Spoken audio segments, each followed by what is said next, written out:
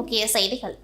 காமராஜ் நகர் தொகுதியில் ஜான்குமார் எம்எல்ஏ சட்டமன்ற உறுப்பினர் வளாகத்தில் அமைந்துள்ள அன்னதான கூடத்தில் சமூக சேவகர் ஜோஸ் சார்லஸ் மார்டின் ஆசிரியருடன் தினந்தோறும் 500 நபர்களுக்கு சமப்பந்து விருது அன்னதானம் வழங்கி வருகின்றார்.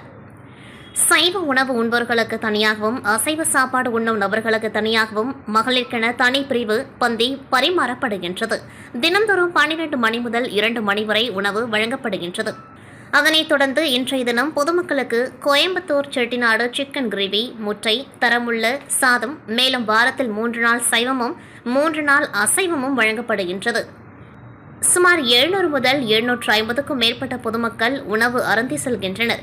இது மிகவும் மகிழ்ச்சியாக உள்ளது என்று ஜான்குமார் எம்எல்ஏ தெரிவித்துள்ளார். மேலும் அவர் கூறியதாவது, வேறு எந்த வேளையிலும் கிடைக்காத சந்தோஷம் பொதுமக்களுக்கு உணவளிப்பதில் இருப்பதாக ஜான்குமார் எம்எல்ஏ தெரிவித்துள்ளார். மேலும் மாம்பழங்களை அனைவரும் சாப்பிட வேண்டும், மருத்துவ குணம் நிறைந்த பழங்களை சாப்பிட வேண்டும் என்று நமது பாரத பிரதமர் அறிவுறுத்தியிருக்கின்றார். அதை மையமாக கொண்டு இன்றைய தினம் நாங்கள் மாம்பழங்களை டன் கணக்கில் இறக்கி மாம்பழங்களை பொதுமக்களுக்கு கொடுத்து வருகின்றோம். தற்பொழுது பல பேர் இந்த மாம்பழங்களை சாப்பிட தவிர்க்கின்றனர். ஏனென்றால் சுகர், பிபி உள்ளவர்கள் இந்த மாம்பழத்தை சாப்பிட தவிர்க்கின்றனர். வருஷத்தில் வருகின்ற எல்லா பழங்களையும் சாப்பிட்டால் எந்த நோயும் வராது என்பது என்னுடைய கருத்து என்று ஜான்குமார் எம்எல்ஏ தெரிவித்துள்ளார். மேலும் நம் பாரத பிரதமர் சொல்லியிருக்கின்றார், மாம்பழ வியாபாரிகளை ஊக்குவிக்க வேண்டும் என்று. மேலும் அது மட்டுமில்லாமல் மாம்பழங்களை அனைவரும் சாப்பிட வைக்க வேண்டும் என்பதற்காக நாங்கள் லாரி நிறைய மாம்பழங்களை இறக்கி பொதுமக்களுக்கு கொடுத்து வருகின்றோம் என்று ஜான்குமார் எம்எல்ஏ தெரிவித்துள்ளார். மாம்பழங்களை பொதுமக்கள் அனைவரும் சாப்பிட வேண்டும், மாம்பழம் மருத்துவ குணம் நிறைந்த பழங்களை சாப்பிட வேண்டும் என்று நம்முடைய பாரத பிரதமர் அறிவுறுத்தியிருக்கிறார்.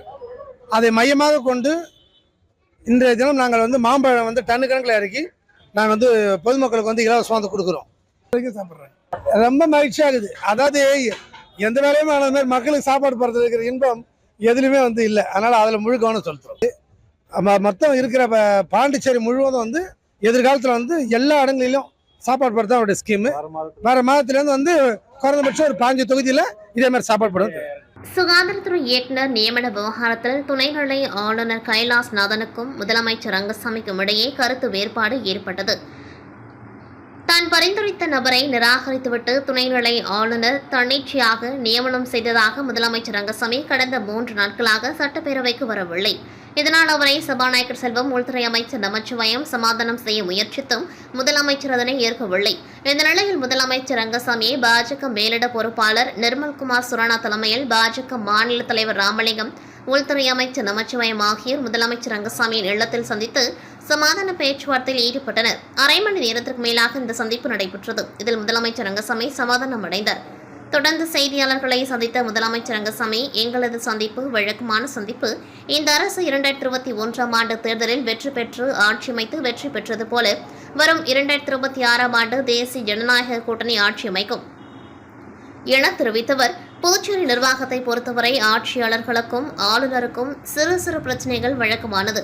இதனை நாங்கள் சரி செய்து கொள்வோம். ஒட்டுமொத்த நிர்வாகத்தில் என்னென்ன செய்ய வேண்டும், எப்படி நடந்து கொண்டால் 2026 வெற்றி பெறலாம் என ஆலோசனை செய்தோம். எந்த அரசாக இருந்தாலும் மாநில அந்தஸ்து பெறுகின்ற வரை இதுபோன்ற பிரச்சனைகள் வரும். இந்த ஆட்சி இல்லை, எந்த ஆட்சி இருந்தாலும் எந்த ஆளுநர் வந்தாலும் நிர்வாகத்தில் பிரச்சனைகள் இருக்கத்தான் செய்யும். அதனை சரி செய்வோம், இப்பவும் சரி செய்வோம். தேர்தல் நேரத்தில் தொகுதி பங்கீடு குறித்து பேசி முடிவெடுத்துக் கொள்வோம் எனவும் பாஜக கட்சி மூலம் எனக்கு எந்த அழுத்தம் கொடுக்கவில்லை. பிரதமருடன் நல்ல நெருக்கவும் நட்புடன் இருக்கின்றேன். இந்த நட்பானது இப்பொழுதல்ல, நான் காங்கிரஸில் முதலமைச்சராக இருக்கும்பொழுது முதலமைச்சர்கள் கூட்டத்தில் சந்தித்து பேசியுள்ளேன். பாஜக கூட்டணியை விட்டு வெளியே வர முடியாமல் தவிப்பதாக முன்னாள் முதலமைச்சர் நாராயணசாமி எழுப்பிய கேள்விக்கு பதிலளித்த முதலமைச்சர் ரங்கசாமி, எங்களுக்கு அது போன்ற சூழ்நிலை கிடையாது. மக்களுக்கு கடமையாற்ற வேண்டிய பொறுப்பு எங்களுக்கு உள்ளது. மக்கள் எங்களை தேர்ந்தெடுத்திருக்கின்றார்கள். மக்களுக்கு சேவை செய்ய வேண்டிய பொறுப்பு எங்களுக்கு இருக்கிறது. அதை நாங்கள் சரியாக செய்வோம். மசோதாக்கள் சிலவற்றை நிறைவேற்ற வேண்டியுள்ளதால் சிறப்பு சட்டமன்ற கூட்டம் வேண்டும் என்று சபாநாயகரிடம் எங்கள் கட்சி சட்டமன்ற உறுப்பினர்கள் தெரிவித்துள்ளனர். புதுச்சேரியில் உள்ள அனைத்து கட்சியை சார்ந்தவர்களும் புதுச்சேரிக்கு மாநில அந்தஸ்து வழங்க வேண்டும் என வலியுறுத்த வேண்டும். புதுச்சேரி மாநில வளர்ச்சிக்காக மாநில அந்தஸ்து அவசியம் என இப்பொழுதல்ல, எப்பொழுதும் தொடர்ந்து வலியுறுத்துவோம் என தெரிவித்தார். முதலமைச்சரை தொடர்ந்து செய்தியாளர்களிடம் பேசிய பாஜக மேலிட பொறுப்பாளர் நிர்மல்குமார் சுரானா, தேசிய ஜனநாயக கூட்டணியின் புதுச்சேரி முதலமைச்சரை சந்திப்பதற்காக புதுச்சேரி வந்துள்ளேன். சந்திப்பில் 2026 தேர்தலுக்கு என்னென்ன செய்ய வேண்டும் என ஆலோசனை செய்தோம். தாழ்த்தப்பட்டோர் விவகாரத்தில் தீபாய்ந்தனை நியமனம் சட்டமன்ற உறுப்பினராக நியமித்துள்ளோம். சில சிறு சிறு பிரச்சனைகள் இருக்கத்தான் செய்யும், அதனை சரி செய்து கொள்வோம். எங்களுக்கு 2026 தேர்தல் தான் இலக்கு. தேர்தல் நேரத்தில் வேறு கட்சிகள் கூட்டணிக்கு வந்தால் அதை பற்றி நாங்கள் அப்பொழுது யோசிப்போம். தேர்தல் நெருக்கத்தில் தான் யாருக்கும் எத்தனை சீட் என்பதை முடிவு செய்வோம். ஒரு கட்சி என்பதால் சின்ன சின்ன பிரச்சனைகள் எப்பொழுதும் வரத்தான் செய்யும், அதனை ஆலோசனை செய்வோம். புதிய அமைச்சர் நியமிக்க முதலமைச்சர் பரிந்துரை செய்துள்ளார். 3-4 நாட்களில் புதிய பாஜக அமைச்சர் பதவி ஏற்பார் என தெரிவித்தார்.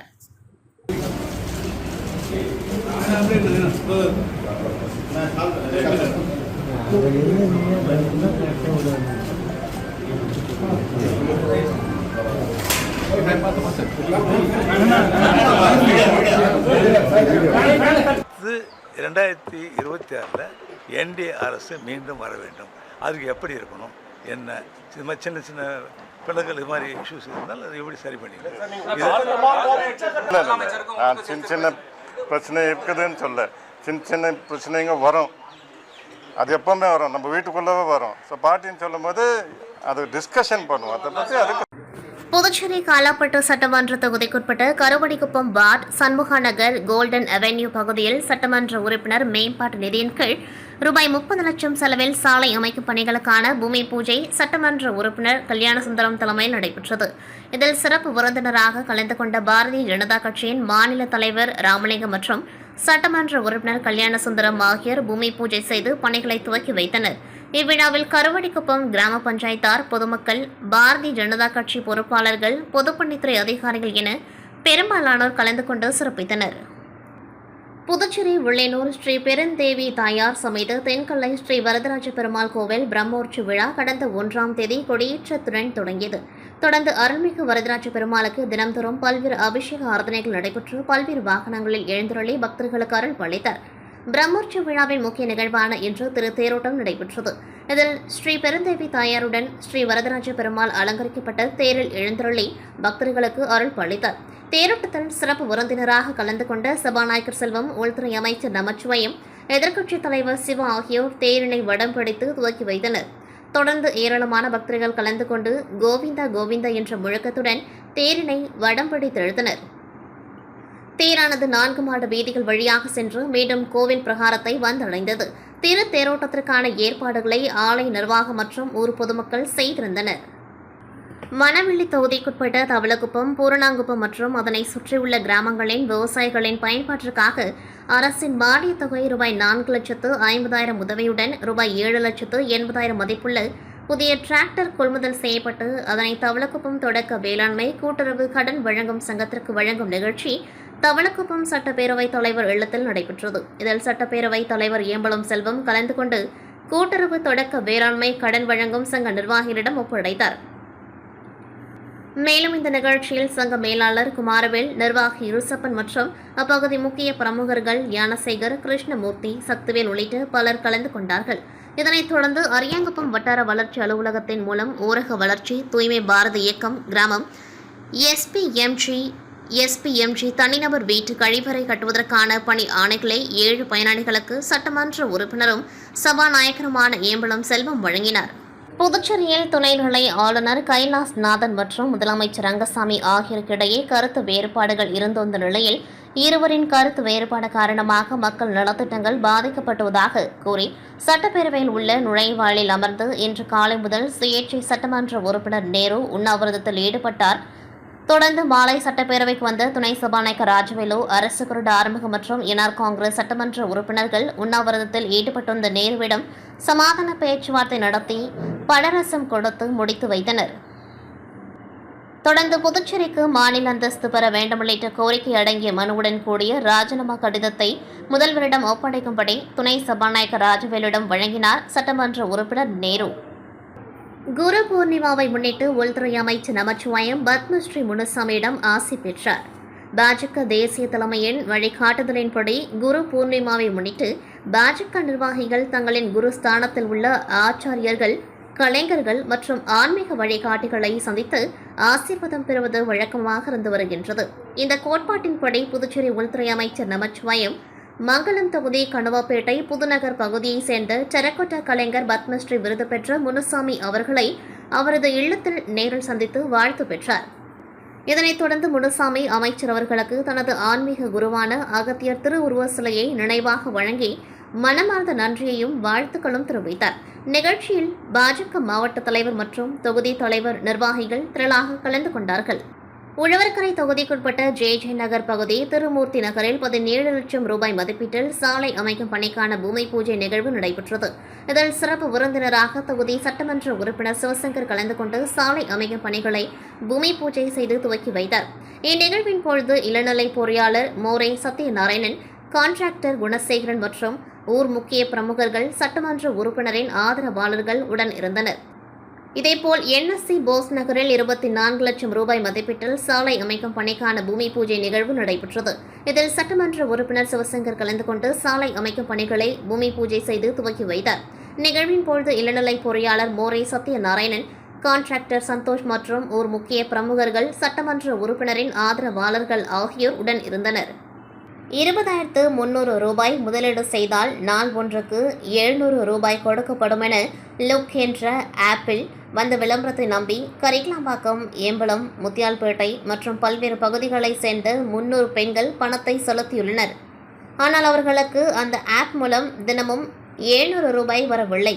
இதனால் தாங்கள் ஏமாற்றப்பட்டதை உணர்ந்த பெண்கள் புதுச்சேரி சைபர் குற்றப்பிரிவு போலீசில் புகார் தெரிவித்தனர். இதுகுறித்து போலீசார் விசாரணை நடத்தி வருகின்றனர். மேலும் இதுபோன்ற ஆப்களை நம்பி ஏமாற வேண்டாம் எனவும் பொதுமக்களுக்கு எச்சரிக்கை விடுத்தனர். புதுச்சேரி முத்திரையர்பாளையம் ஆனந்த மார்க யோகா ஆசிரமத்தின் நிபுணத்துவ பயிற்சியாளர் ஆச்சாரியா சித்தேஸ்வரனந்தா அவதூதர் இன்று செய்தியாளர்களை சந்தித்தார். அப்பொழுது பேசியவர், ஆனந்த மார்க்கம் என்பது ஐக்கிய நாடுகளவையில் உறுப்பினராக உள்ள சமூக ஆன்மீக இயக்கமாகும்.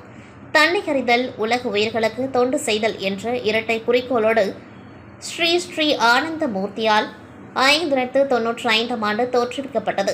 இந்த இயக்கத்தின் தொண்டுகளின் ஒரு பகுதியான உலகளாவிய ஆனந்த மார்க்க துயர்துடைப்பு குழு என்பது அநாதை குழந்தைகள் இல்லங்கள், அன்னதான நிகழ்ச்சிகள், இலவச மருத்துவ முகாம்கள், உலகில் நிகழும் இயற்கை பேரிடர்களுக்கான நிவாரண உதவிகள் ஆகியவற்றை செய்து வருகின்றது.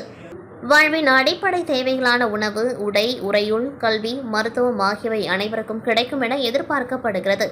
கட்டுக்கடங்காத ஊழல், வேலையின்மை, சமூக குற்றங்கள் ஆகியவற்றுக்கு காரணமான காலாவதியான முதலாளித்துவம் மற்றும் கம்யூனிசம் ஆகியவற்றுக்கு மாற்றாக இருக்கும் கொள்கைகளை பரப்பும் விதமாக 3 நாள் கருத்தரங்கம் 11/7/2025 முதல் 13/7/2025 வரை முத்திரையர்பாளையம் ஆனந்த மார்க்க யோகா மற்றும் தியான கூடத்தில் நடைபெற உள்ளது.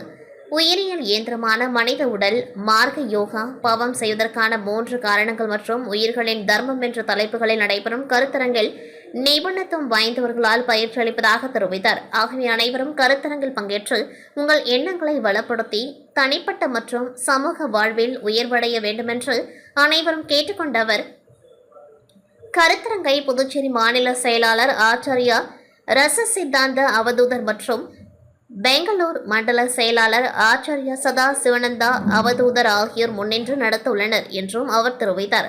பேட்டின் பொழுது குப்புசாமி ஆசிரியர் உடன் இருந்தார். இத்துடன் செய்திகள் நிறைவடைகின்றது. நன்றி, வணக்கம்.